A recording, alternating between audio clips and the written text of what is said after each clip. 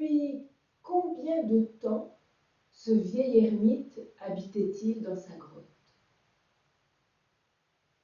Les moines du monastère et les habitants du village dans la vallée avaient renoncé à compter les années.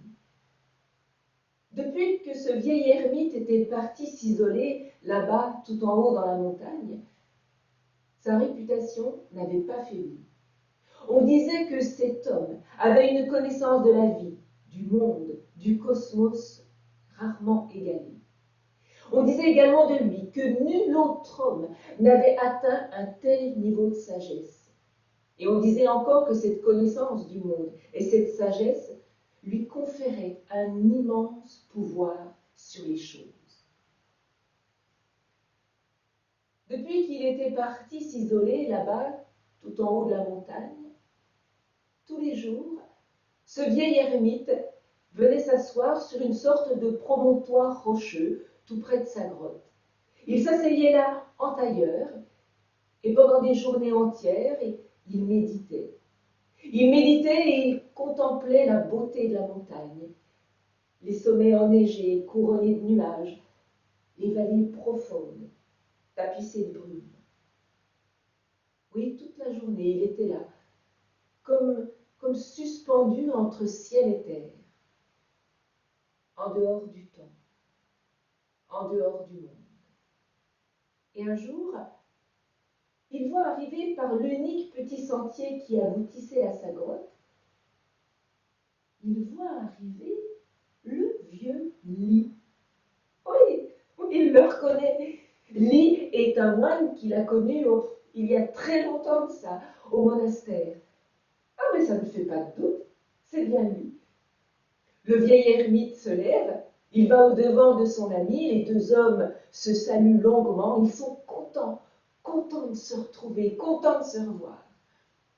Le vieil ermite invite son vieil ami à s'asseoir à l'entrée de la grotte, et là, le vieux Li commence à expliquer au vieil ermite qu'il est venu prendre de ses nouvelles, et puis il est venu aussi lui apporter des nouvelles du monastère, du village. Le temps a passé, beaucoup de choses ont changé. Alors ils discutent, ils ont tellement de choses à dire qu'ils discutent pendant 3 jours, et pratiquement 3 nuits.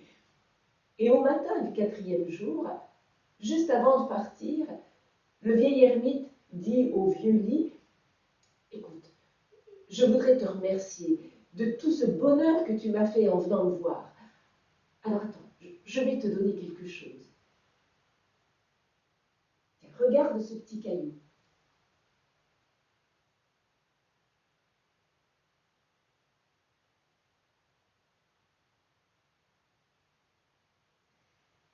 Et le petit caillou se transforme en une pépite d'or.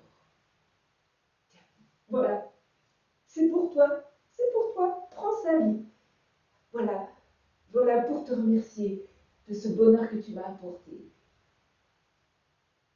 Mais le vieux Li regarde la pépite d'or, il regarde le vieil ermite, il regarde la pépite d'or et il refuse.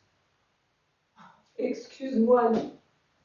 Excuse-moi, c'est vraiment, t'as raison, c'est vraiment ridicule. Attends, regarde cette pierre.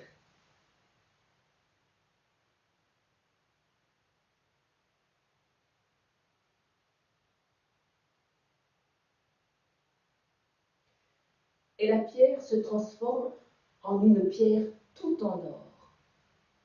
Voilà, voilà, prends cette pierre, Li. Voilà vraiment quelque chose à la hauteur de ce bonheur. Mais le vieux Li regarde la pierre d'or, il regarde le vieil ermite, il regarde la pierre d'or et il refuse.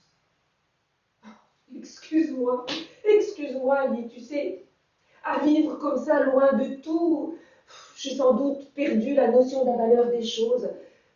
C'est ridicule, t'as raison, c'est rien du tout. Tiens, regarde ce rocher.